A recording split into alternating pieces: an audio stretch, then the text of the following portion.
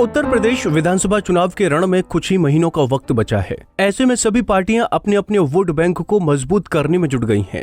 चुनाव से पहले एक बार फिर सभी पार्टियों की निगाहें दलित वोट बैंक पर टिकी हुई हैं, क्योंकि हर बार की तरह इस बार भी चुनाव में दलित अहम भूमिका निभा सकते हैं।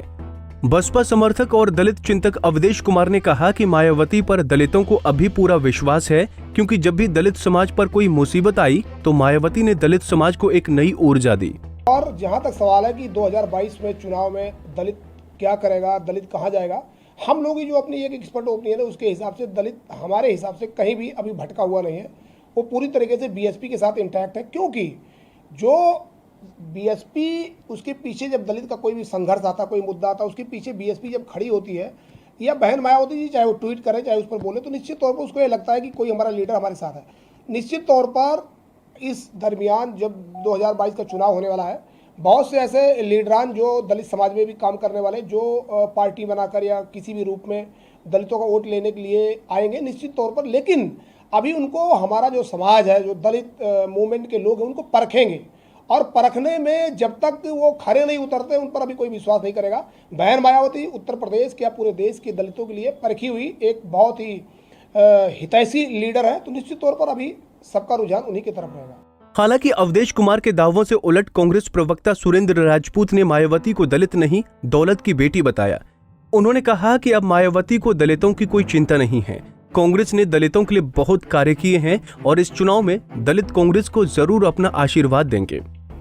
मायावती जी अब दलित की नहीं दौलत की देवी हो गई हैं। वो भारतीय जनता पार्टी के पाले में खड़ी हैं, अघोषित प्रवक्ता के रूप में काम कर रही हैं।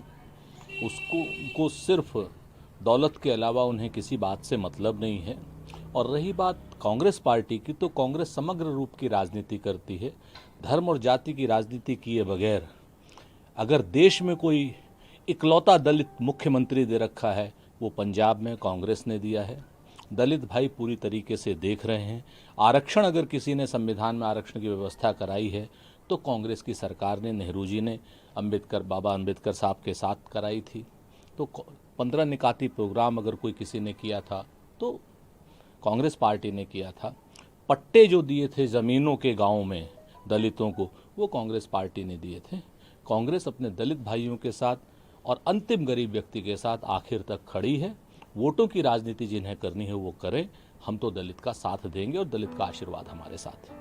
उधर राष्ट्रीय लोकदल के नेता रोहित अग्रवाल ने कहा कि इस बार दलित किसी के बहकावे में नहीं आएगा और जिस पार्टी पर भरोसा होगा वो उन्हीं पार्टी को वोट करेंगे।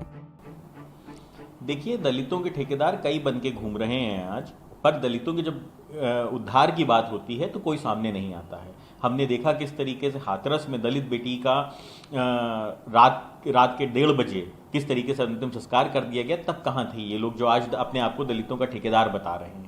देखिए, जब समाज के उत्थान की बात होती है तब कोई सामने नहीं आता है। आज दलितों की दशा किसी से छुपी हुई नहीं है। वहीं पे आज जो सरकार में लोग बैठे हैं उनका बस चलता तो वह रिजर्वेशन खत्म करने का काम करते। देखिए, हमें ज़रूरत है निचले तबके तक, गरीब तक, शोषित वंचित समाज तक विकास को पहुंचाने की। आपको बता दें कि ओबीसी समुदाय के बाद दलित वोट की उत्तर प्रदेश में सबसे बड़ी जिम्मेदारी है। ऐसे में चुनाव से पहले सभी पार्टियां एक बार फिर दलित वोट बैंक को अपने पाले में करने में जुट गई हैं। अब ये तो आने वाला वक्त ही बताएगा कि चुनाव में दलित अपना आशीर्वाद किसे देगा। पंजाब केसरी टीवी के लिए लखनऊ से अनिल सैनी की रिपोर्ट। हमसे जुड़े रहने के लिए हमारे YouTube चैनल को सब्सक्राइब करें और नई वीडियो की नोटिफिकेशन के लिए बेल आइकॉन को दबाएं। अगर आप ये वीडियो Facebook पर देख रहे हैं तो लाइक जरूर करें और ज्यादा से ज्यादा शेयर करें। धन्यवाद।